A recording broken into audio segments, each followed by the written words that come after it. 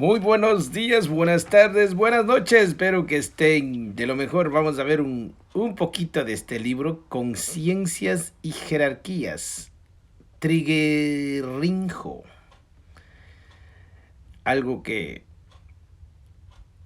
todo este libro maravilloso es para cada uno de vosotros aprender y créditos al autor de este libro. Los recursos generados por los derechos del autor de todos los libros de Trigueirinho son revertidos en el mantenimiento de centros espirituales que no se vinculan a sectas ni religiones. Conciencias y jerarquías. Título del original en portugués, Conciencias e Jerarquías.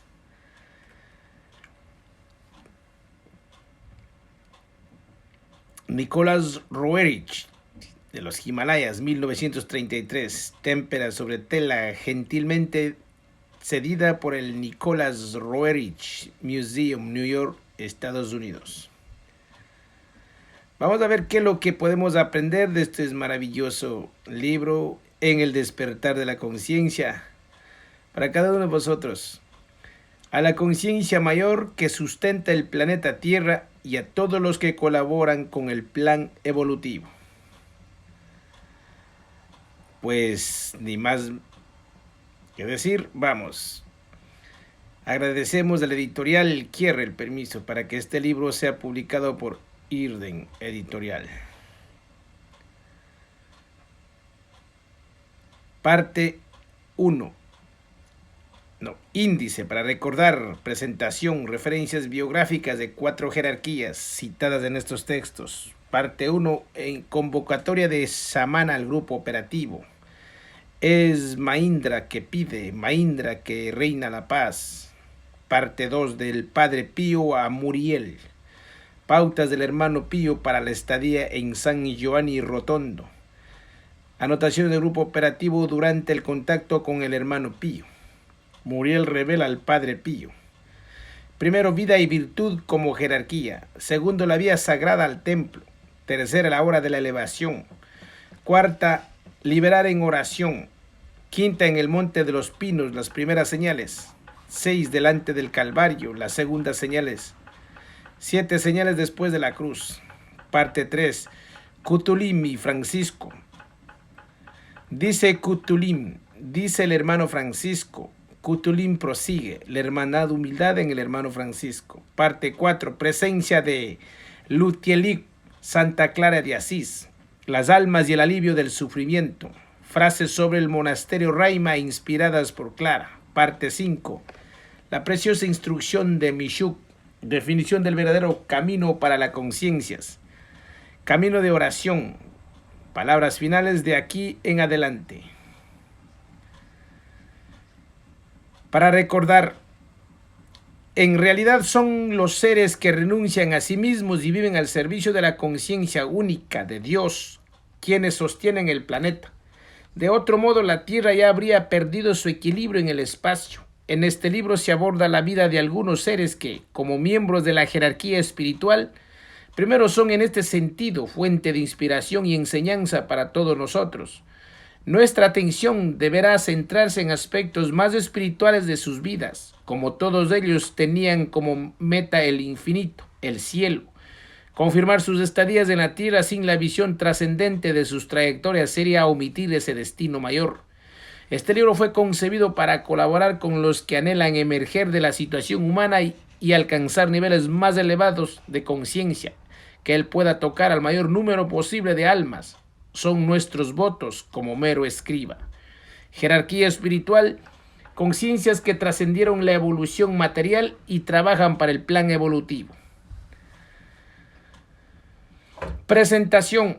En estos días de juicio y de tanta necesidad de orientación interior se tornó necesario un libro simple y claro que nos mostrase cuán próximas de nosotros están las jerarquías espirituales y cuán disponibles se encuentran para contactar a aquellos seres que estén receptivos a una instrucción esencial para los tiempos actuales. En estas condiciones nuestra tarea fue reunir comunicaciones y fragmentos de mensajes que grandes entidades como Cristo, Samana, Mahindra, Muriel, Cutulim, Lutieling, y Mishuk transmitieron a seres contacto, miembros del grupo operativo que trabaja en sintonía con los centros planetarios. 3. Aurora. 4. Y segundo juicio, selección que el universo realiza en su obra, cíclicamente. 3. Centros planetarios, vórtices que canalizan hacia la Tierra energías e impulsos emanados de fuentes cósmicas. 4. Aurora, uno de los centros planetarios mayores que hoy se proyecta en la superficie del planeta, conciencias y jerarquías. Mirna-Had 5. Uno de los objetivos de este libro es el dar a conocer un poco la dinámica de los trabajos de ese grupo, de cómo transcurre su contacto con las jerarquías y cómo recibe instrucción y pautas de trabajo. Además de reunir los textos y aclararlos en algunos detalles para facilitar su entendimiento, nuestra contribución específica consistió también en incluir otras anotaciones de este grupo que funcionó como canal durante su viaje por los lugares donde las mencionadas entidades tuvieron sus últimas encarnaciones. Para los que no conocen ciertos datos respecto a esas entidades, hoy participantes de la jerarquía planetaria, diremos que Mahindra es uno de los tantos nombres de la Madre Universal que siempre se dio a conocer tanto en Oriente como en Occidente, que Muriel es el nombre adoptado hoy por quien conocemos como Pío de Pietrelcina, el Padre Pío canonizado por la Iglesia Católica Romana. Cutulim es quien la historia de la humanidad registró como Francisco de Asís. Lutieliuk es el nombre espiritual de Clara de Asís, la gran instructora que fue contemporánea de Francisco. En cuanto a Mishuk, podemos decir que es una jerarquía responsable de instrucciones y de la organización de monasterios en diversos países y en diferentes épocas. Es la denominación actual para Teresa de Ávila, también llamada Teresa de Jesús, autora de la Reforma del Carmelo. Mirna-Had, centro que actúa en el nivel monádico, aunque se manifiesta también en los planos externos de la tierra. Como Teresa tuvo una vida llena de incomprensiones y también de persecuciones, pero al mismo tiempo de reales contactos con Cristo Samana. Nos gustaría aclarar que el grupo operativo que sirvió de canal para que este texto existiese fue formado en Aurora y en Mirna-Had por seres consagrados al servicio de la conciencia única y en consecuencia las jerarquías de la luz que llevan adelante el plan de rescate de las almas por vías interiores. Ese grupo recibe indicaciones directas de las jerarquías, indicaciones que son puestas en práctica en el plano físico. Condición primordial para que un trabajo de ese tipo pueda ocurrir es la consciente colaboración entre las dos partes, jerarquías y grupo humano. Las bases son el amor al plan evolutivo, la ley de la jerarquía y a la obediencia. Este libro, Conciencias y Jerarquías, es fruto de dicha colaboración. Las notas que siguen a lo largo del texto tratan de familiarizarnos con un tema valioso que contiene varias llaves para nuestra vida espiritual. 6. La Reforma Teresiana fue aprobada por la Santa Sede en 1580. 7. Plan evolutivo. Revela el camino por el cual debe realizarse la manifestación y el desenvolvimiento de un universo. 8. Ley de la jerarquía. Orden en la disposición de las energías y fuerzas en todo el cosmos. Rige el destino de los universos. Estemos preparados para que ciertas situaciones expuestas de forma directa no nos perturben con lo inusitado que puedan contener. Nos dispusimos a ser fieles a los contenidos que traen en sí diferentes energías más que buscar una perfecta unidad en la forma. Amor a todos los seres. Trigueirinho. Referencias biográficas de 4 jerarquías citadas en estos textos. Pío de Pietrelcina, 1887-1968. Cuando estuvo encarnado en Italia como sacerdote de la Orden de los Capuchinos, fue venerado en amplias proporciones. Recibió en su cuerpo estigmas dolorosos que sangraron durante 50 años. Como confesor, trató de aliviar a miles de personas ejerciendo el don de la cura en diferentes niveles. Fundó la Casa Alivio del Sufrimiento en San Giovanni Rotondo, en la región de Puglia, con capacidad para 1.400 camas y que hasta hoy es referencia del servicio para toda Europa. Creó grupos de oración en todo el planeta, que permanecen activos hace más de medio siglo. Fue canonizado por el Papa Juan Pablo II En la jerarquía espiritual del planeta su nombre es Muriel, el instructor del mundo. Es también curador en centros planetarios intraterrenos e inspirador de los monasterios de la Orden Gracia Misericordia. 9. Instructor del mundo, núcleo que canaliza para toda la vida en la Tierra la energía esencial de la jerarquía planetaria, el segundo rayo cósmico, amor y sabiduría. Habiéndolos fundado desde los planos internos de la vida en colaboración con otras jerarquías, Francisco de Asís 1182-1226, en vida religiosa de completa pobreza, fundó la orden mendicante de los frailes menores. Su presencia en el planeta renovó el catolicismo de su tiempo, predicando la imitación de Cristo y la dedicación a los seres pobres. En su visión de la naturaleza y el hombre nos percibió a todos como hermanos, incluyendo en esa fraternidad a los demás reinos. Sus biografías, redactadas por devotos, están mezclados con leyendas, son de las más noveladas entre todas las de los santos cristianos. Sin embargo, se puede considerar como verídico que tenía predilección por retirarse a las florestas para permanecer recogido por los largos periodos. Obviamente, la mayoría de sus experiencias espirituales es desconocida. En contemplación se sintió estigmatizado y padeció muchos dolores y enfermedades. No se conserva registro del original de la regla primitiva que escribió para su orden, pero consta que en ella enfatizó tanto en la pobreza que debería vivirse en este mundo que tuvieron que realizarse varias versiones posteriores hasta que se logró llegar a la regla franciscana que conocemos hoy. 10. Orden Gracia Misericordia, orden ecuménica encargada de mantener viva y difundir a la ley monástica. El moderno movimiento teosófico presentó a Francisco como maestro Kotjomi o Kutumi, transmitiendo como maestro ascendido la energía del amor, sabiduría. Actualmente en la jerarquía espiritual es el Señor del mundo, Kutulim.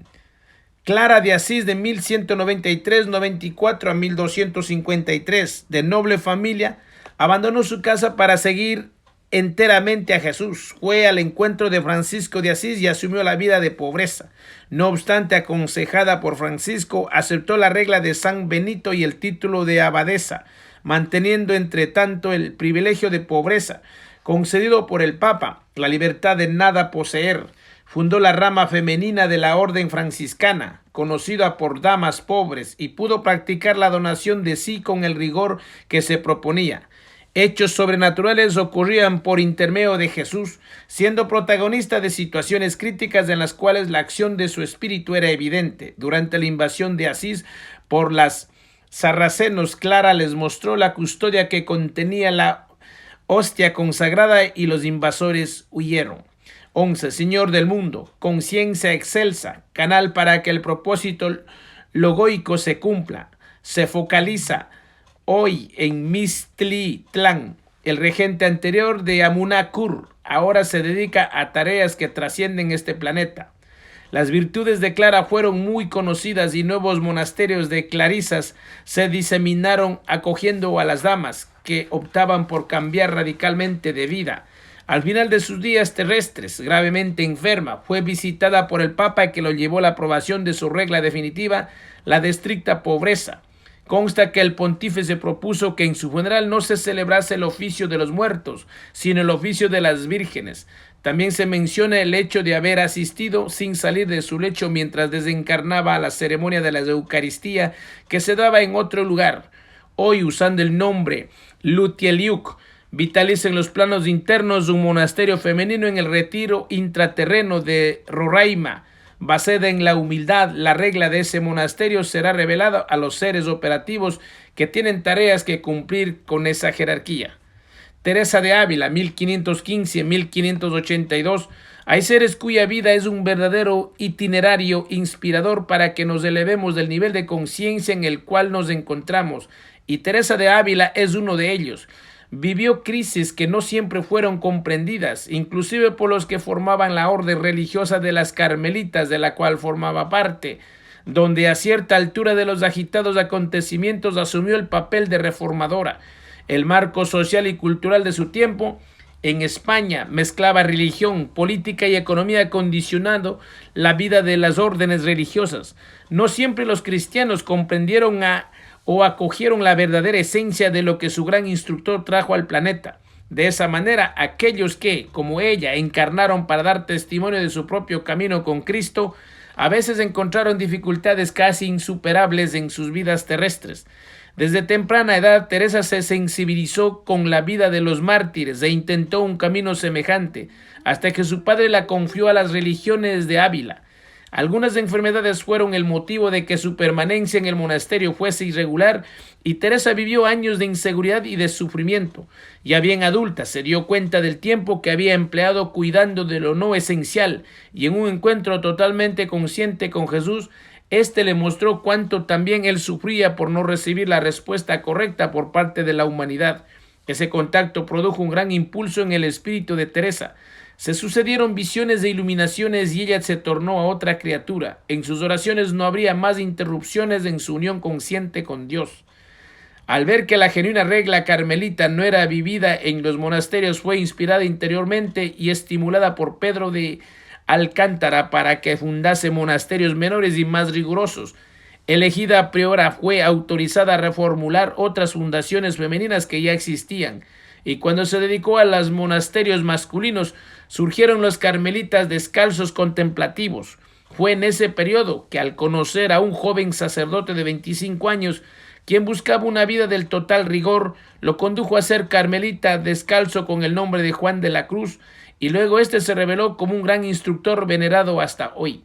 La forma incondicional de Teresa de relacionarse con el mundo interior y su dedicación a la obra, que la llevaba a ostentarse demasiado de la clausura, despertaron reacciones de las autoridades monásticas influyentes en aquella época. Pero el Papa Gregorio III siempre acogió su obra, enriquecida con valiosos libros tales como Castillo Interior, de gran influencia en toda la Iglesia. Al conocer algo sobre el paso de Teresa por la vida terrestre, estaremos más cerca de comenzar a percibir la energía con que esa entidad ahora participa de la evolución universal y que nos invita a seguirla. 12. Vale resaltar que el compañero de Juan de la Cruz en la fundación del primer monasterio carmelita descalzo en Durulo en 1568 era el mismo que, siglos más tarde, se tornó conocido como Padre Pío de Pietrelcina. Parte 1.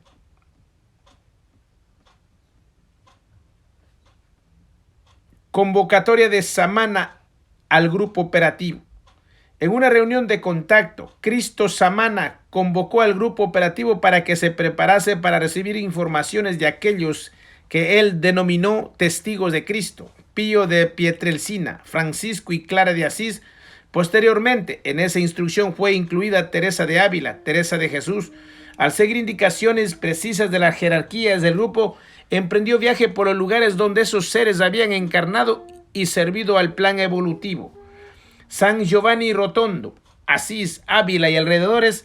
Allí aquellos antiguos testigos habían dejado profundas marcas en los planos y en las dimensiones sutiles del planeta. En esa peregrinación el grupo tuvo oportunidad de reconocer interiormente la presencia de Cristo Samana en el corazón del capuchino Pío que, cuando estuvo encarnado, llevaba en su cuerpo los estigmas de la pasión de Cristo. Fue una misteriosa propuesta para que el grupo se identificara con los que fueron protagonistas de sufrimientos por amor. Esos seres, en su testimonio de vida, asumieron en sí un intenso padecimiento para que éste pudiese ser transmutado y de esa manera muchas almas fueran liberadas. También para que pudiesen ser transfiguradas situaciones mundiales difíciles, en gran parte determinadas por la propia humanidad. Pío, Francisco, Clara y Teresa, como símbolos de trascendencia por medio de grandes pruebas vividas, habían sin embargo experimentado aquella seguridad que Cristo llamó estar bajo mi manto, seguridad interna que la mayoría de los seres humanos desconoce. A los peregrinos del grupo operativo, que estaban en nítido contacto interno, él les confirmó: recuerden que estoy presente en cada momento, no me aparto de vuestros seres internos, pero os alerto que en momentos de transición y de pruebas, vuestras conciencias se han cerrado en sí mismas.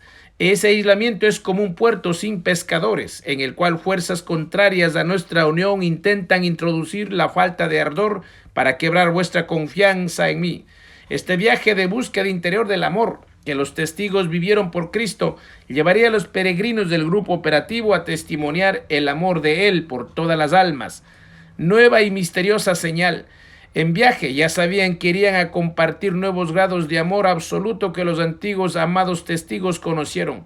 Aquellas conciencias desarrolladas que hoy representan el rayo cósmico de la misericordia para toda la humanidad, Cristo Samana confirma que esos antiguos testigos de Cristo hicieron todo por el amor compasivo y que ahora son canales vivos de la jerarquía interna del planeta para auxiliar a todas las almas. Contaréis, prosigue Samana, con esos hermanos mayores para vuestra instrucción y guía interior. Por eso os llamo, para que en Asís viváis el cálido amor de mi conciencia, proyectada en el plano etérico de San Damián y en otros lugares de la región. Y prosiguió hablando al grupo. Italia fue la depositaria de tantos hijos míos que fueron transmisores de mi amor, para que fuesen transfigurados todos los motivos de división entre pueblos. Así será la tarea siguiente a San Giovanni Rotondo, y allí descenderá a vosotros más conocimiento del amor que esas almas antiguas pudieron vivenciar conmigo. Por eso el legado de experiencias que esos hijos de la misericordia tuvieron serán entregado en confianza a vuestros espíritus, con el fin primordial de transmitirlo a todas las almas que hoy viven el ruido interior y que no me escuchan. Enviaré un impulso monádico de amor cuando estéis presentes en aquellas regiones, San Giovanni Rotondo y Asís. De esa manera las consecuencias de las transmutaciones que están reservadas para la nación italiana serán elevadas hacia lo alto y conducidas hacia mi corazón. Es necesario apertura, mis hijos peregrinos, para responder al legado de instrucción que Cutulín, Muriel y Lutieliuk os transmitirán. Permaneced ahora rodeados por mi luz misericordiosa y permitid que mi corazón pulse dentro de vosotros, y no dejéis de sentir mi paz y mi protección. Aproximaos al camino de la entrega, necesaria para el rescate de las almas. ¿Estaréis dispuestos a sacrificaros a mi amor prodigioso como tantos otros testigos lo hicieron? Después de recibir esos impulsos, el grupo tuvo la confirmación de que se encontraba verdaderamente en trabajo operativo y dio gracias. 13. Impulso monádico. En este caso se anuncia un impulso en nivel profundo del ser. Es Mahindra que pide, algunos días después de ese episodio, Mahindra, la Madre Universal, se presentó en los planos internos mientras el grupo operativo entonaba algunos cánticos devocionales. Ella abrió un canal de liberación desde la casa Alivio del Sufrimiento en San Giovanni Rotondo, el hospital fundado por el hermano Pío mientras estuvo encarnado, y reveló que estaba cumpliendo una tarea de liberar a muchos seres que se encontraban prisioneros en los planos internos inferiores del planeta, también llamados purgatorio, esperando oportunidad para salir de ella. 14. Manifestación de la pura conciencia femenina universal acompañó a Cristo Samana durante su vida pública como Jesús y hoy lo acompaña en el proceso de rescate planetario. La Madre Universal se presenta con varios nombres según la época, la raza o la región donde se manifiesta. Hace 2000 años la humanidad la vio físicamente como María y ahora en el desarrollo de su tarea cósmica la conocemos como Mahindra, casa Sollevo della Sofferenza. Ella lo recibía en sus brazos y le pidió al grupo operativo que orase más y que por reverencia profundizaran en la comprensión de sus pedidos. Entre sus nuevos pedidos había también un trabajo de transmutación de ciertas condiciones surgidas en Ávila e instruía para que no se olvidasen de Lis, porque desde un cierto punto de vista sus seres interiores pertenecían a Lis. A pesar de sus humanas imperfecciones, el grupo operativo tendría algo que descubrir en Lis porque parte de sus tareas era en conjunto con aquel centro planetario. Lis tiene un papel significativo en la purificación de la Tierra para el ciclo venidero. El retiro intraterreno conocido como Fátima, que se proyecta en el plano físico de Portugal, es un prolongamiento de Lis. Según la enseñanza de Lis, la figura de la Virgen, potente símbolo universal, conecta la conciencia humana con la pureza esencial de la materia, la síntesis de lo que fue vivida hasta hoy por el hombre de superficie, registrada atávicamente en su código genético, necesita ser transmutada en la conciencia más profunda y allá ser curada para después de expandirse evolutivamente. Esa es la cura de Lis. 16 Lis, centro planetario que abarca gran parte de Europa Occidental y que fue fundamental en las apariciones de la Virgen, la Madre Universal, en Fátima. Es Maindra, que pide: ven, oh gran espíritu, maestro del amor, Cristo Samana. Sería un cántico para los que colaboran en ese trabajo. El grupo entonces recordó las indicaciones recibidas anteriormente relacionadas a la práctica de la fe, vivir de forma pacífica en fraternidad y a través del amor irradiar fe. Según Maindra, se trataba de ejercicios de fe y enseguida percibieron que ella estaba observando sus mónadas, donde se concentraría su principal trabajo. Comenzaron luego a ver que el aposento donde estaban se colmaba de luz celeste. Además de Maindra aparecía Cristo, que su corazón irradiaba un rayo blanco potente. Les decía que estaba representando un aspecto de la pureza de la Divina Madre, que para el grupo continuaba llamándose Maindra, uno entre sus nombres. Veían ahora a Cristo transportándolos como conciencia de grupo al nacimiento de Jesús en Belén. Allá estaban con Jesús y María. Y delante de ellos los 3 reyes magos, que como sabemos eran instructores y seres de contacto con otras dimensiones. Después de esa escena, Maindra los trajo de regreso y comenzó a irradiar más fuertemente su energía sobre el grupo. 17. Mónada, núcleo indestructible del ser, más allá del alma. A cierta altura les pidió a los presentes que orasen con más intensidad para que ella pudiese abrir un canal por el cual la misericordia cósmica ingresase con mayor potencia en el planeta. En ese momento el grupo operativo comenzó a percibir presencias angélicas y a Cristo que les pedía que entonaran con él el mantra Kodoi Shadonai Tan Sabayot con humildad, y enseguida levantó su mano derecha diciéndoles que comulgasen con él, porque el momento para ello era ahora. Entonaron también el mantra, oh Mahendra, misericordia, misericordia. Y entonces Cristo reveló que en aquel momento el arcángel Miguel estaba desarrollando la misión de liberar a Italia de cierta fuerza negativa y que de alguna forma, como representante de la humanidad, el grupo operativo estaba colaborando con ese trabajo suyo. Les dijo que Miguel iría a actuar con ellos, disolviendo la general conciencia cristalizada a través de bendiciones y que supiesen absorber el intenso fuego crístico presente. Durante cada bendición les pidió que repitiesen la oración, sangre y agua que brotasen del corazón de Jesús como fuente de misericordia para todos nosotros, confiamos en ti. 18. Mantra para la coligación con la jerarquía angélica y de alabanza al Creador. Transliterado del hebreo, significa santo, santo, santo, Señor de las huestes.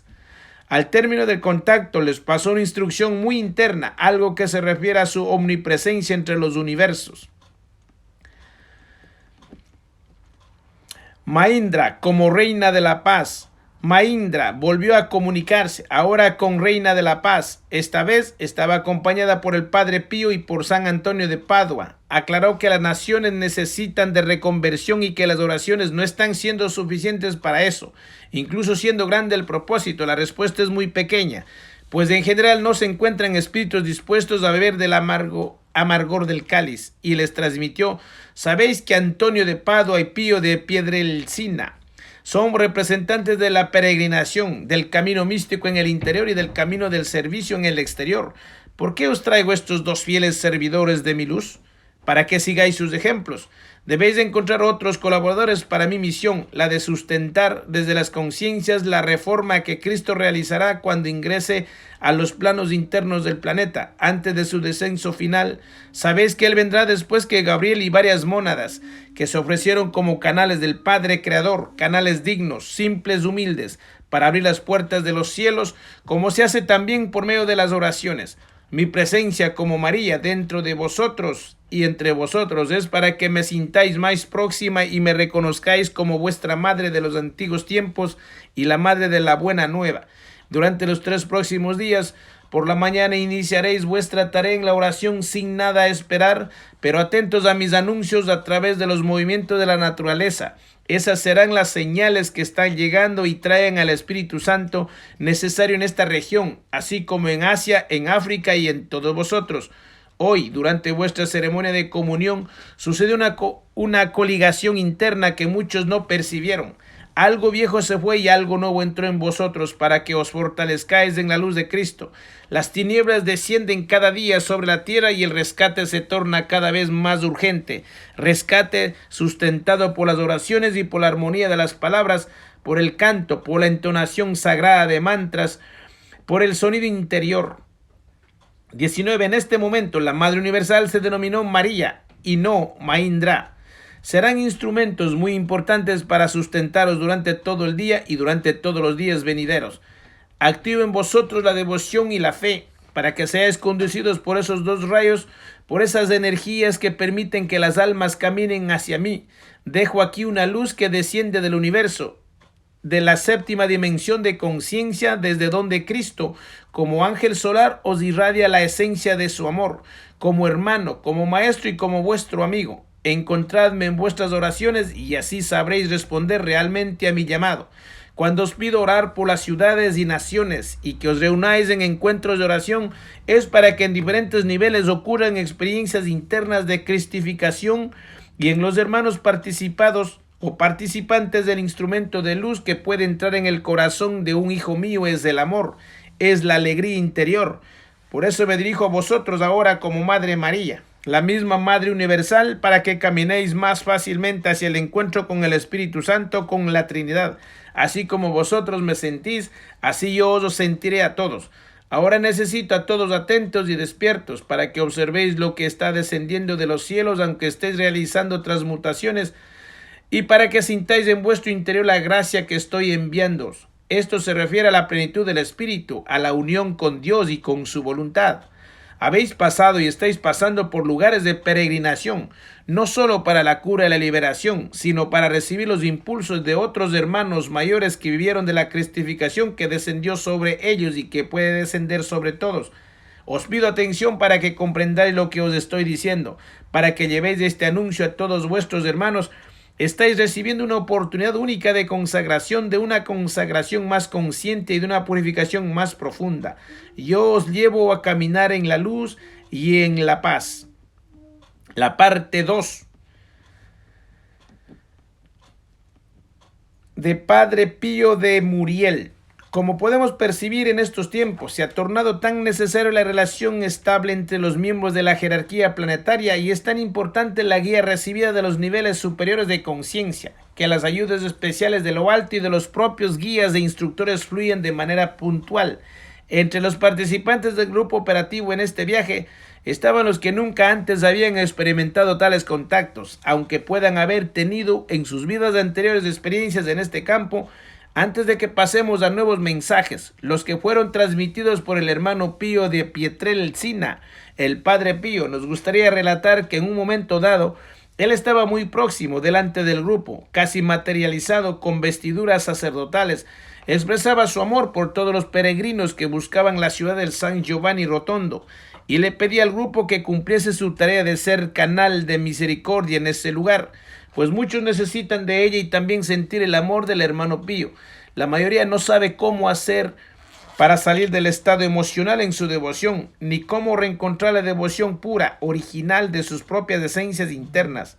Pidió que el grupo operativo comprendiese con qué clase de amor compasivo y humildad debía acercarse a sus hijos en esta actual peregrinación, y también que tratase de estar unido a cada uno de ellos, por más distantes que algunos pareciesen estar de la búsqueda de la verdad, y agregó de forma muy directa, como si no pudiese perder ni siquiera un momento con divagaciones: sed católicos con los católicos, ortodoxos con los ortodoxos, luteranos con los luteranos, anglicanos con los anglicanos, mahometanos con los mahometanos, budistas con los budistas.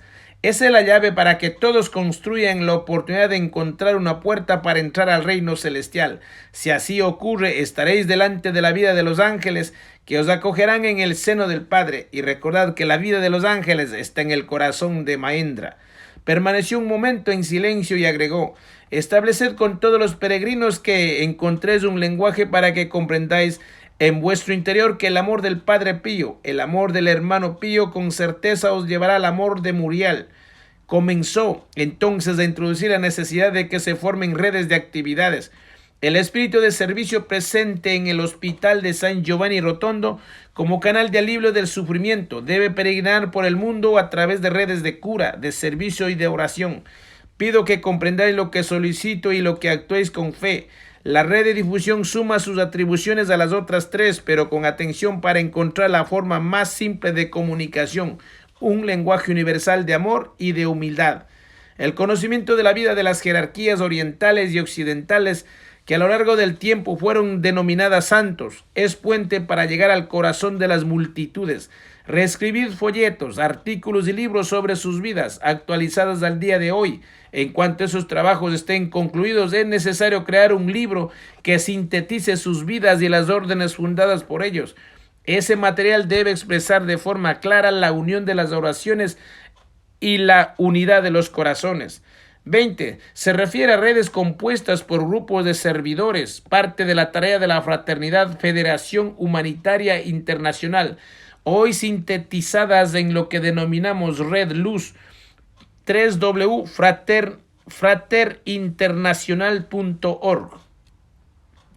Así como había ocurrido por la mañana, nuevamente el hermano Pío conectó en los niveles sutiles al canal transmutador que existe en la región con la sala de oración donde el grupo se reunía, pero ahora lo hacía con tubos de colores blanco, plata, azul y violeta, que trabajaban sutilmente allí reunidos. A cierta altura se agregó un canal energético vinculado a la Virgen de Guadalupe.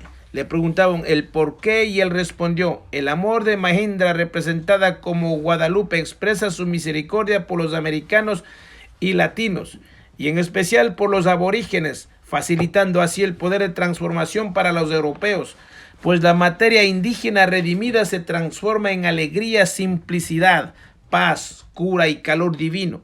La cura que proviene del conocimiento aborigen es algo que ellos no conocen e incluso rechazan. ¿Comprendéis entonces por qué Mahendra en el pasado se manifestó en México como la Virgen de Guadalupe para el aborigen Juan Diego? Enseguida el hermano Pío pidió que los grupos de oración se multipliquen y sean verdaderamente ecuménicos, pues él explica, forma parte del proyecto divino que así sea, para que más almas ingresen a la conciencia de la nueva tierra. Al retomar el tema de los peregrinos, del Padre Pío afirmó que aún existe una cierta pureza en la devoción de ellos, aunque esa devoción corre el riesgo de contaminarse sobre todo en sus corazones y mentes. Por eso solicito que todos se mantengan firmes y fuertes en la oración.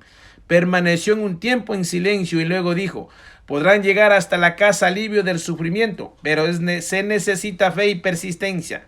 El arquetipo que el Creador pensó para los servidores también une tecnología, ciencia y espiritualidad ardiente. Las redes juntas forman ese arquetipo peregrinando por el mundo. En ese momento, el grupo operativo visualizaba al hermano Pío colocando ladrillos en 3 lugares físicos: en Aurora, Uruguay, para una gran construcción; en la Casa Luz de Colina, Brasil, para una construcción menor; y en Lourdes, Francia, para una construcción pequeña. Parecía que se ampliaba la comprensión de esos núcleos en la conciencia del grupo. Le preguntaron por qué Lourdes, y él respondió que Lourdes sintetiza el dolor europeo, sobrecargado por el abuso de poder, de la religión y de la mafia, por las guerras y por la incomprensión del mensaje. 21. Red Fraternidad de Luz, servicio, oración, instrucción y cura. 22. Fundada para intensificar el trabajo de las redes en Brasil. Asimismo del mensaje crístico, aunque según él, Lourdes puede devolver a Europa la pureza original contenida en Lis. El hermano Pío reveló que la contraparte sutil de ciertos centros dedicados a la cura espiritual en el planeta se está uniendo más a la conciencia curadora en el mundo intraterreno y que realizará su tarea de forma plena en la próxima etapa del planeta. Esa unión prepara la línea de cura de la tierra futura. Y se despidió: que los rayos de la liberación puedan iluminar a todos mis hijos dispersos por el mundo. Yo os traje a este viaje para que, como grupo, aprendáis lo que es un curador de los corazones. Pautas del hermano Pío para la estadía en San Giovanni Rotondo. El hermano Pío prosiguió instruyendo al grupo: que el rayo de la liberación penetre en vuestros corazones, para que estos se vacíen de vanidades y así vivan el despojamiento de este mundo terreno. Los ojos humanos desperdician el tiempo divino al colocar sus miradas más en las formas que en el encuentro interior. Por eso os digo que no penséis en encontrarme fuera de vosotros. Hay almas que pierden su tiempo interno en venerar más mis imágenes que sus seres internos. La voz de Cristo debe resonar más fuerte que la virtud del amor que Él en su misericordia puso en mis manos. Sin embargo, los hombres y las mujeres aún no percibieron que todos nosotros podemos ser mártires de amor y de sacrificio. Por eso la entrega no surge, porque la necesidad de pruebas materiales navega como barca dentro de las mentes confundidas. ¿Será que mi voz fue clara en el momento debido?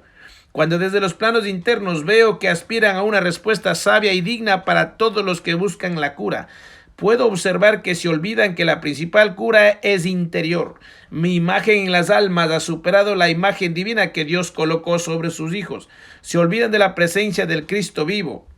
Pero la sabiduría y el coloquio con el Maestro permiten avanzar en la pérdida de las ilusiones espirituales. Yo dije cuando estaba vivo en la materia, y hoy mi conciencia cristificada dice: ningún alma debe permitirse alimentar las ilusiones de cura. Todo comienza con la verdadera señal de entrega que damos al divino. Todo comienza con la verdadera ofrenda interior que proclamamos como ovejas. Cuando damos la señal de entrega nos tornamos seres libres en las manos del Altísimo Señor de las huestes. Somos rodeados por los ángeles y estos se tornan nuestros fieles compañeros del camino. Hoy los hombres están perdiendo la claridad. La presencia angelical, que representa una parte de Dios a nuestro lado, comienza a desvanecerse cuando en nuestras acciones aparece la duda, la falta de confianza en el propósito y la carencia de la verdadera fe que Cristo cultivó en todos. Podría deciros que fui una pequeña criatura tocada por el ojo de Dios y que, durante el encuentro, Él me entregó una parte del plan de rescate. Aquí os hablo de vivir en la plenitud del sacrificio, que es el símbolo del martirio interior, que todos en ofrenda pueden vivir. Cuando todos me llaman para liberarse, a veces se olvidan de que Dios les entregó un precioso ministerio que es vivir el sacrificio por amor a otros. Las lanzas de la luz están descendiendo para combatir el mal que yace entre los hombres y dentro de los hombres. Para esto es necesario vivir en la presencia de la fe, para que ésta conduzca el corazón hacia el completo vaciamiento de sí, sin meta y sin propósito. Para ello os invito a verme, después de Cristo, como un pequeño padre y pastor de Cristo, que en ofrenda se dispuso a abrir los portales celestes para que los ángeles cumplidores de la voluntad divina liberaran a todas las almas. Sed benditos hijos de Dios en la gratitud, tanto en la alegría como en el sufrimiento, sin reclamos y sin dudas, desde la cruz hasta la cima del Calvario interior. Por eso Dios nos colocó delante de hermanos que comparten el camino. Coloca a otros hermanos que construyen ese camino y nos coloca hermanos que nos prueban en el camino para que confirmemos nuestra fe ante el Padre. Si vivís en sacrificio, es la señal de que comenzáis a morir para vosotros mismos. Y quien vive de la entrega absoluta, una entrega sin vacilaciones, es señal de que cumple con un pequeño grano de la gran voluntad divina. Todas las conciencias cristificadas lucharon a través de la voz para que todos comprendieran que son posibles instrumentos del Padre, que pueden volverse hacia Cristo sin prejuicios. Para Él deposité en los seres las señales de su pasión. Cristo nos ofrece vivir su pasión en caminos distintos, como es la pasión del sacrificio, la pasión de la entrega, la pasión de la humildad, la pasión de la voluntad, la pasión de la trascendencia, la pasión de la pureza, la pasión de la resurrección, la pasión de la transfiguración y la pasión de la muerte interior. El espíritu humano está preparado para vivir de la voluntad divina y así poder beber del agua pura del cáliz. Mas, ¿qué alma considerada noble para la creación es entregada a vivir a la pasión del Señor compartiéndola con Él? 23. Aquí el hermano Pierre se refiere a la pasión que Cristo vive hasta hoy por la humanidad. ¿Sabéis que la mayor pasión del Señor fue vencer los atavismos espirituales de las almas? Ahora os oriento sobre vuestra perseverante tarea aquí en el San Giovanni Rotondo para estos días. Sabéis que vuestro canal se entrelaza con la etapa preciosísima de la liberación para una parte de las almas que deben ser rescatadas en el final de estos tiempos del caos. Aunque ahora en vuestra llegada percibáis que no habéis cumplido la mitad de la tarea, os digo que debéis colocar vuestros ojos y vuestra percepción sobre el servicio liberador durante las arduas madrugadas. Aun cuando no haya llegado vuestro tiempo de la verdadera batalla, el propósito de la luz puede iluminar vuestra casa y entregaros almas perdidas para ser rescatadas de la vergüenza y de las garras del enemigo. Por esto os debéis dar cuenta que parte de la tarea está siendo llevada con sacrificio en los planos menos internos. a muchos de los fieles que se encaminaron por ese sendero. Y yo les decía que debían ser muy humildes para poder ver que Dios estaba actuando sobre ellos. Aquí os digo que son almas simples que pertenecen a la gran orquesta del Señor, de la cual Él se sirve para cumplir el plan de la luz. Ahora estáis en el momento adecuado para que podáis ver que solo necesito de vosotros una apertura interior, que prestéis atención para que la llama misericordiosa descienda sobre las almas para curar y para transformar la ilusión de los milagros. Siempre dije que la fe es la llave segura para entrar al cielo interior y que, a partir de allí, la oración es la escalera ascendente al reino prometido. Para estos días nos encontraremos en la sintonía de la comunión diaria con Cristo, para que el propósito de vuestra llegada aquí se cumpla. Otro punto de encuentro es la vigilia orante y la vigilia poco prolongada en la capilla de la Eucaristía y de la oración. Allí entraremos en sintonía con el silencio y con la oración, para que otros códigos sutiles desciendan sobre las almas. El último encuentro interno conmigo tendrá lugar allá en la cima del monte, lugar que debéis reverenciar para que el mismo continúe siendo reverenciado. Ved al monte como la ascensión victoriosa de nuestra Madre para que seáis partícipes de su asistencia y de su presencia maternal. Así, cuando recostéis vuestro rostro sobre los brazos de la gran Señora de la Luz, podré deciros que estáis caminando en la tarea correcta de la jerarquía que os confió. La condición interna está naciendo y nace para colaborar con la tarea que os pertenece y que también pertenece a otros soldados. Las puertas de la divinidad se abren en la unidad de las voluntades para que esas pequeñas voluntades se transmuten y vivan bajo la única voluntad mayor. Os aguardo para que comulguéis en la capilla de Santa María de la Gracia y para que recibáis de ella la posibilidad de vivir en el propósito del Padre. Sed el afluente de la misericordia entre las almas para que ellas reciban la gracia. Así, en esa preparación orante, en el monte, en la capilla, en la vigilia y en la comunión crística, la preparación del templo interior se dará con una luz más potente. Os reverencio y os bendigo a todos, en la luz de Cristo, hermano Pío. Anotaciones del grupo operativo durante el contacto con el hermano Pío. A medida que el trabajo se profundizaba, veíamos cuán necesarias eran la devoción y la alegría interior, estados que posibilitan transmutar con mayor suavidad aquello que debe ser trascendido en los planos internos. El hermano Pío continuaba instruyendo y aclaró que los dos ángeles, cuya presencia había sido percibida en los planos sutiles, eran guardianes del grupo, fueron designados por el arcángel Gabriel y denominado ángeles celestes, conciencias que luchan contra creaciones mentales negativas, normalmente llamadas demonios mentales o demonios pequeños. Él dice también que esa estadía en Pietrelcina podrá ayudar al grupo a contactar los que se llama maternidad esencial. Esa maternidad divina es lo que nos permite comprender otros aspectos de la energía de la voluntad. La maternidad divina es una energía que la Madre Universal utiliza, es una tarea y no una energía de apego. Así ella ampara la evolución de todos los seres, compromiso que asumió cuando estuvo encarnada como María, la Madre de Jesús. Dijo además que cuando él usó la voluntad, poder como conciencia, fue para romper los trazos de la falsedad y de mentira, y que la utilizaba para que las almas pudiesen quebrar esa piedra y así nacer para su verdadera tarea. Agregó que los momentos de recogimiento son oportunidades para llegar a la mente única a la que él quiere que el grupo se aproxime, así hacia él como siervo del Dios y devoto de la Divina Madre, y que es necesario descubrir esa conexión del ser interno con la mente única y la conexión con las dimensiones mayores. Esto forma parte de la fraternidad blanca, es un principio espiritual, expresa que el grupo tendría que ascender en la tarea, además de ofrecer sus oraciones para transmutar y equilibrar la región para que el conocimiento pueda surgir. Su búsqueda no puede ser forzada, sino que tiene que ser amada. Amar lo desconocido y ser fiel a eso. Ese conocimiento nace del corazón de luz del universo, de ese propósito que todos los seres viven. Hay que estar abierto para poder descubrirlo con honestidad. Esa tarea es grupal porque todos tienen oportunidad de poder madurar en ese contacto con la sabiduría, con la instrucción. Es grupal porque todos deben establecer ese contacto en un verdadero grupo.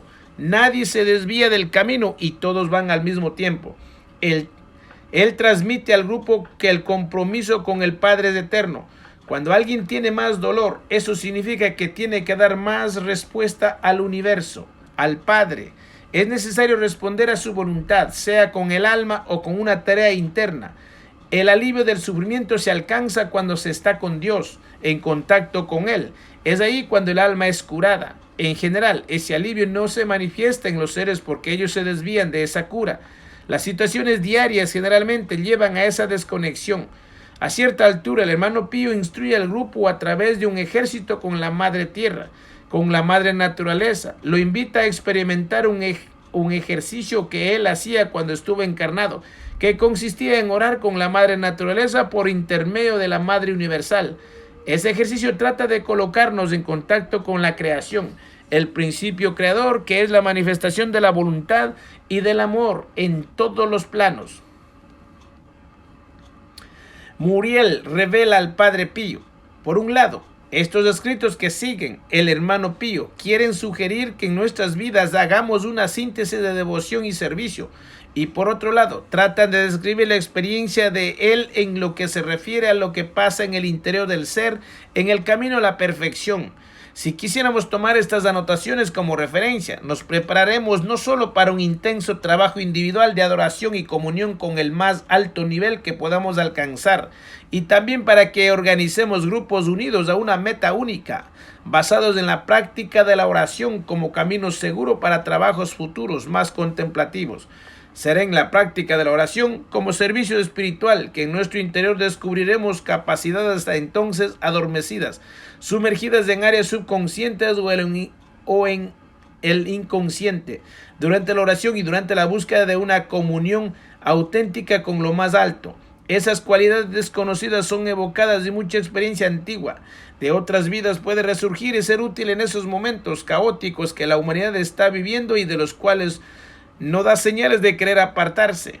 El contraste entre la postura general de los seres humanos y la vida de quien busca la vía sagrada nos lleva a ver cuánto la jerarquía espiritual trabajó para elevar a la humanidad de sus intereses meramente tangibles y materiales hacia niveles más elevados de relación con la ley evolutiva. Siguen 7 secciones características en las cuales muchas veces el hermano Pío y Muriel se confunden, uno completando al otro, aunque siempre mostrándonos que en cierto grado la vida terrestre y la vida interior pueden caminar en armonía. 24. Según aclaramos al comienzo, el hermano Pío, el Padre Pío, fue una reciente encarnación de la jerarquía Muriel. Muriel revela al Padre Pío. Primero, vida y virtud como jerarquía. La virtud primera nosotros la llamamos amor crístico, fecundado en el interior del corazón, que el camino recorrido por un pobre monje franciscano puede introducirse en esa misma senda, la senda que lleva al Señor. Experiencias crísticas vivas posibilitaron el despertar de muchas almas durante el periodo de la encarnación del hermano Pío, de hermano Francisco y de la hermana Clara de Asís, 3 testigos de amor. Fuimos representantes de una parte de la humanidad que destinó su vida a la búsqueda del divino y a la perfección interior que surge de la unión con Cristo en el amor místico. Durante la vida encarnada de los 3 testigos de amor, ocurrieron hechos visibles para el despertar de los curiosos y de los ciegos del espíritu, y también experiencias internas de contacto con la fuente de amor, verdaderos impulsos monádicos para iluminar a las almas que ansiaban vivir en la verdadera realidad interior.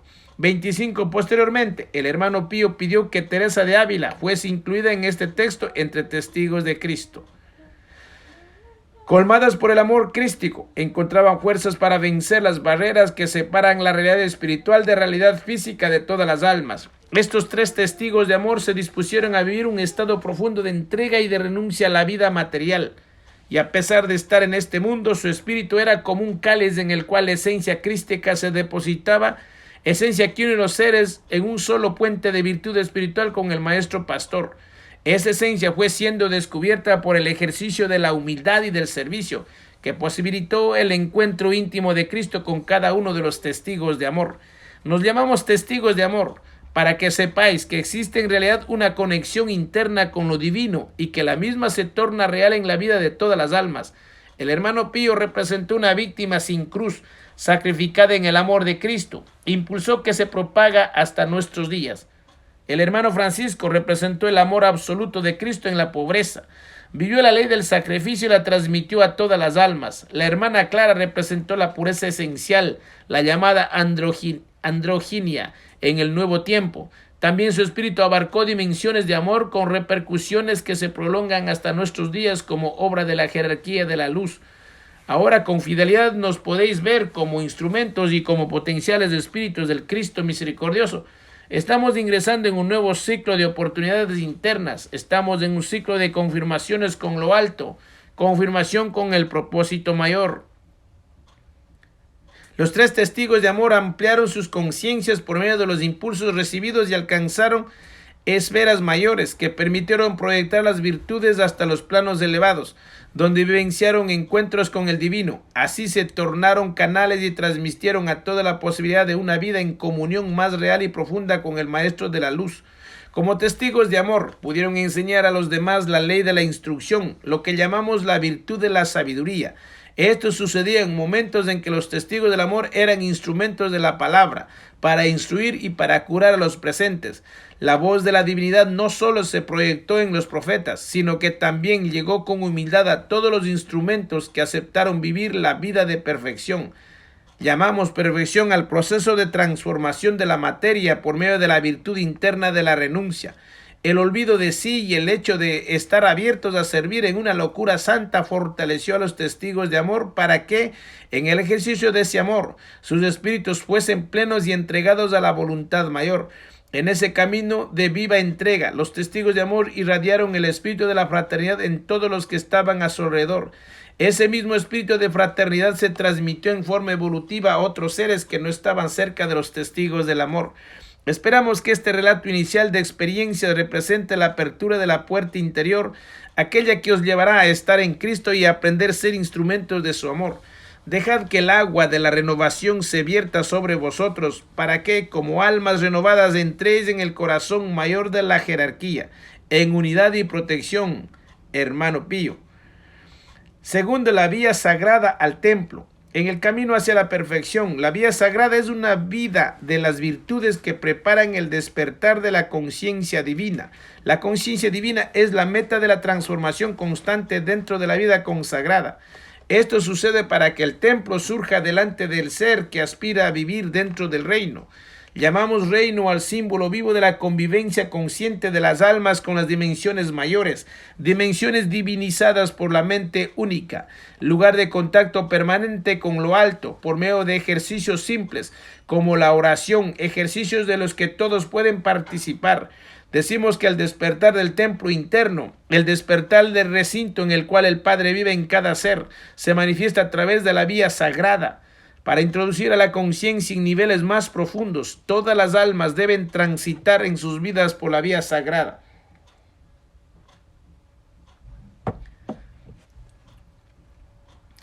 Llamamos vía sagrada al proceso que el Padre nos brinda para que nos reencontremos con Él y así poder ser fieles servidores de su voluntad.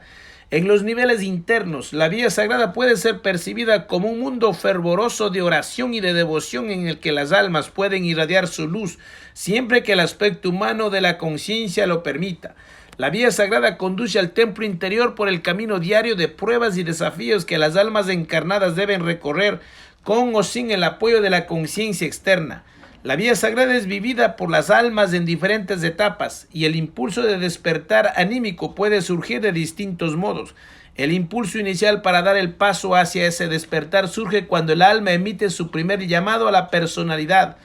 Allí la vía sagrada está abriendo su primera puerta para que la conciencia del ser, aún inmadura, comience a ingresar en otro nivel. Cuando la primera señal es emitida, se manifiesta el delineamiento del sendero que llevará la conciencia al encuentro con su único Padre. Ese encuentro se promueve mediante la oración. Es la oración interna y contemplativa que delinea la vía sagrada. Es la propia alma que la va construyendo. La vía sagrada se manifiesta como una oportunidad que el alma envía a la conciencia. Es una señal que permanece delante de la conciencia humana para que ésta reconozca el llamado a la comunión con el reino. Cuando usamos el término reino, consideramos que es un símbolo de profunda espiritualidad interior. La observación inmediata que se debe realizar sobre la presencia de la vía sagrada dentro de las almas es que se debe resguardar y profundizar el descubrimiento del camino hacia el templo. El segundo paso en la vía sagrada se da cuando el alma transmite a la conciencia encarnada la realidad de su existencia, y es el momento en que esa conciencia material define su vida ante el reino. Es la oportunidad de echar por tierra su voluntad, para así volver a vestir una nueva voluntad que la resguardará de desvíos. En ese momento, el alma que está encarnada y que reconoce los movimientos de la conciencia mental y de la personalidad, experimenta su tensión ardiente delante de la determinación que la conciencia tridimensional toma, cuando ésta recibe el llamado del cuerpo anímico. Este segundo paso en la vía sagrada marca en las almas encarnadas el propósito para el que fueron creadas y fueron apoyados a lo largo de diferentes encarnaciones. Por esto, al final de este siglo de encarnaciones favorables y de encarnaciones perdidas, decimos que en este tiempo material presente, las almas en su mayoría están caminando por el segundo sendero de la vía sagrada. Todas las conciencias que responden positivamente al llamado del Espíritu están siendo conducidas cada vez más hacia los niveles internos para que, al definir su propósito de vida material y de la consagración a la evolución, puedan permanecer resguardadas de las acechanzas del abismo. Podemos decir que el segundo ciclo de la vía sagrada es una etapa de estricta observación de las acciones, de las decisiones y de las actitudes delante del propósito mayor, como también delante de todos los hermanos. Por esto, en esta segunda vía sagrada, las almas más conscientes deben colaborar para que al menos conscientes puedan conducir sus vidas hacia un sendero más real, permitiendo que sean protegidas y guiadas hacia el divino. Es necesario no dejarse absorber por las fantasías de este mundo, que poco promete para la verdadera salvación de las almas, mundo que valoriza el egocentrismo y la propiedad personal de la materia. Así, en el segundo sendero de la vía sagrada, el alma vive sus propias transformaciones que son imprevisibles para la conciencia tridimensional. Las almas más conscientes deben guiar a las otras almas, enseñándoles que el verdadero propósito de la luz es vivir bajo esa luz en una plena libertad interior. El tercer y último sendero en la vía sagrada es el que alcanza el templo interior, morada del Padre único en cada ser. Es el encuentro con el reino divino, aquel reino que una vez fue anunciado por Cristo. A este reino nos debemos dirigir. Ese paso se manifiesta cuando la conciencia externa se funde con el alma y ambas comulgan en cierta proporción de una vida universal del Padre. El reino representa el símbolo absoluto de la creación, el agua de la fuente de vida que nutre y consagra a las almas.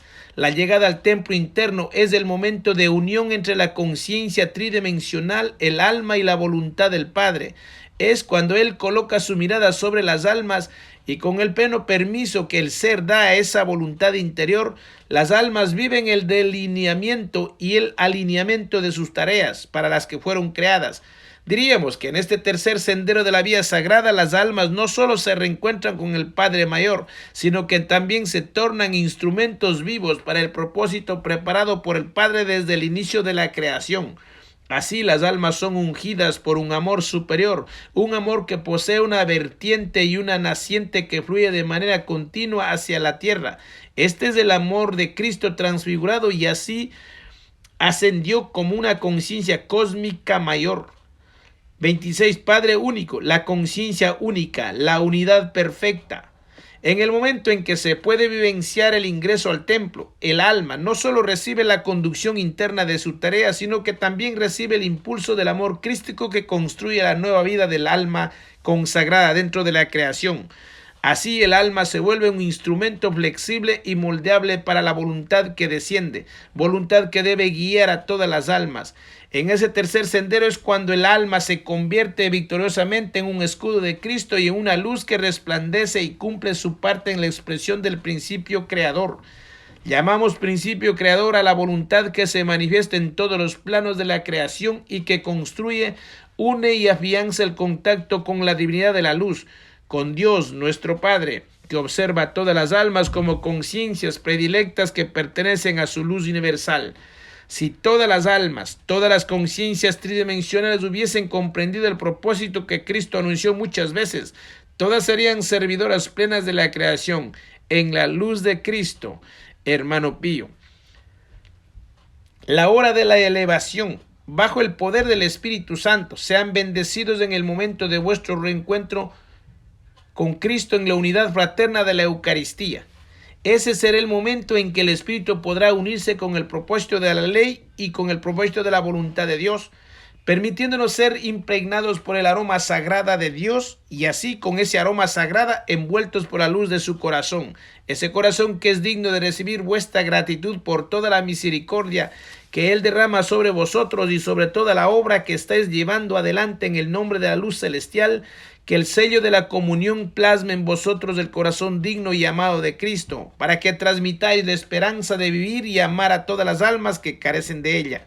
Sois operarios de Cristo, guiáis a una parte de su rebaño.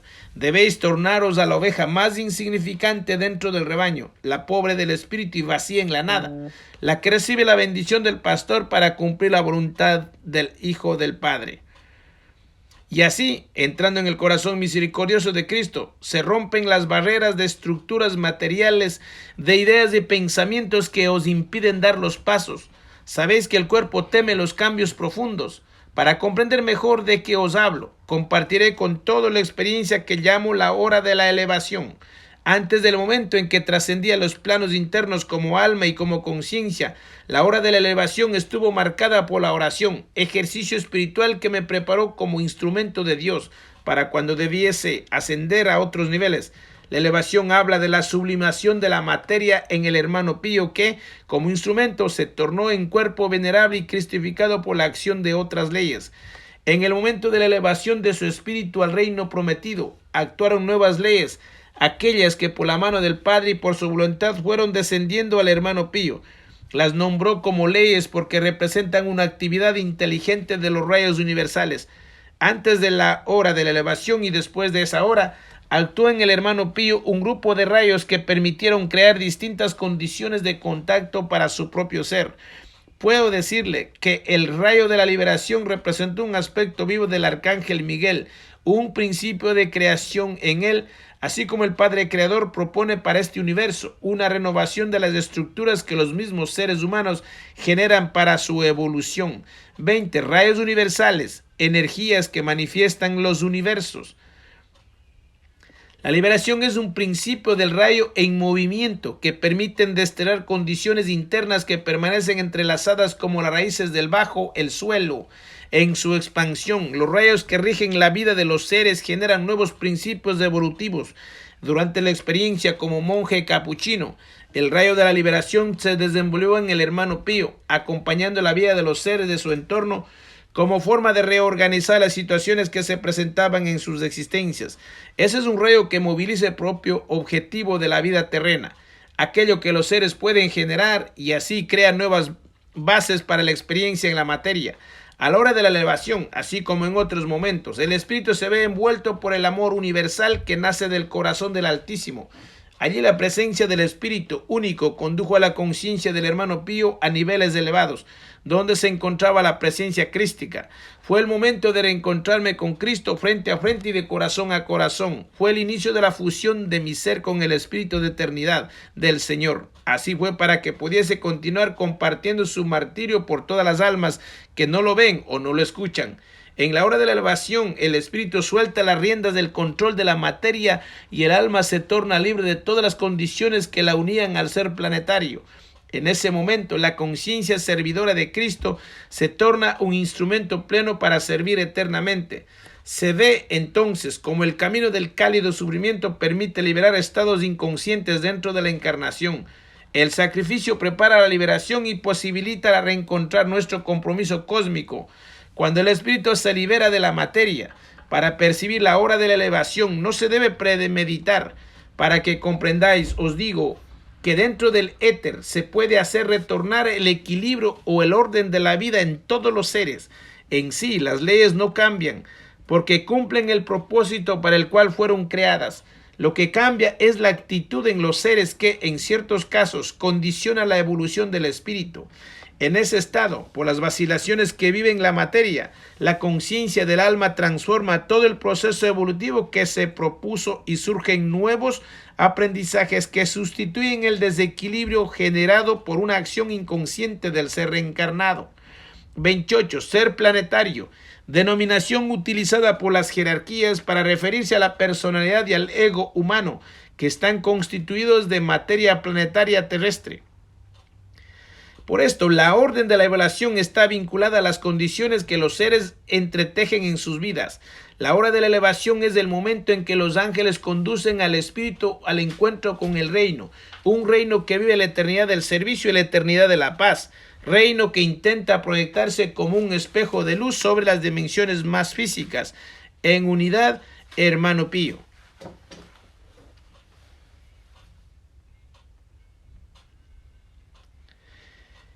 Liberar en oración. La oración, este instrumento que el Padre nos entregó, no solo permite ampliar la conciencia a otras dimensiones, sino que nos puede conducir al nivel de la sabiduría.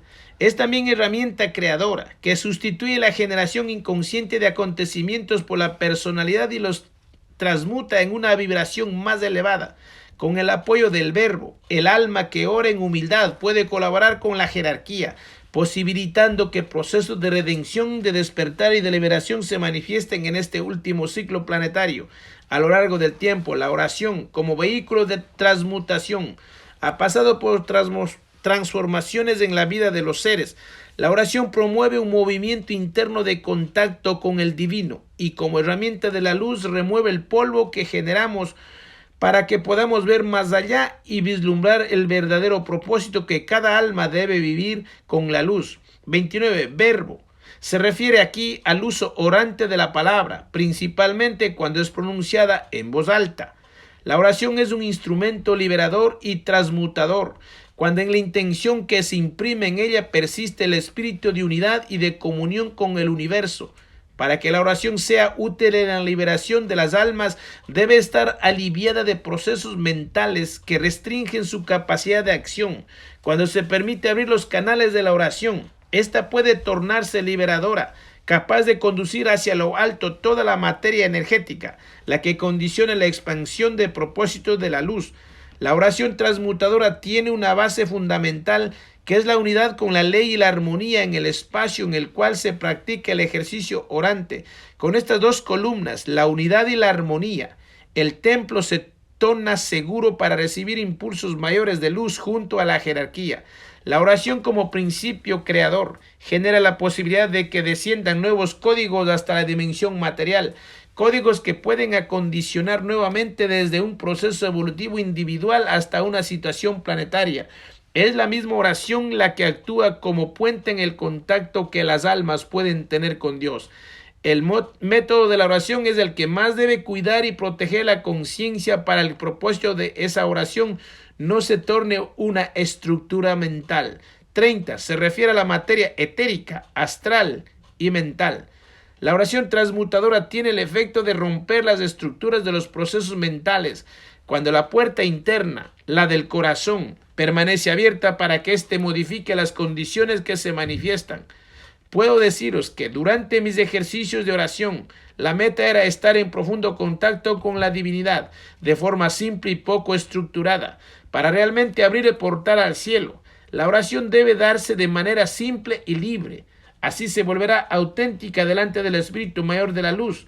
La oración interna debe estar inmersa en la llama del Espíritu, un espíritu capaz de sustentarse en el fuego flameante de esa oración. La oración que es impregnada por el amor de Cristo y que se renueva cada día, genera efectos positivos en la vida de los seres. Un ser orante debe representar a la llama de jerarquía no solo cuando ora, sino también en lo cotidiano. Puedo deciros que así es el alma orante estará respondiendo con eficiencia al llamado de la jerarquía. Sabéis que el mundo material debe ser trascendido por el ejercicio de la oración, movimiento interno capaz de proyectar nuevos principios de las leyes universales. La oración debe representar otra ley. Por eso, la vida orante debe ser la vivencia verdadera de otra ley, una ley que colabora con el desenvolvimiento del plan evolutivo y con la ampliación de este plan sobre la tierra. Todas las almas son posibles representantes fieles de la oración transmutadora, una oración entregada al propósito único para que éste se sirva de ella y transforme la esfera planetaria. La vida de oración debe estar inmersa en una alegría interior, de la que se recibe un estímulo para el constante renacimiento del espíritu que reconoce su unión con el Padre. La oración se une al principio creador porque en ella el ser establece un encuentro interno con la luz mayor del universo. Por todo esto, la oración debe representar la unión sublime con la jerarquía y establecer un permanente contacto con lo alto. Las metas de la oración para el mundo material son infinitas, pero si las almas reconocieran los impulsos que la verdadera oración genera, continuarían orando toda la eternidad en hermandad, hermano Pío. Bueno, hasta aquí, pues seguiré más adelante con los otros capítulos, que está muy interesante estos escritos, que vamos a seguir en otro episodio. Bye bye.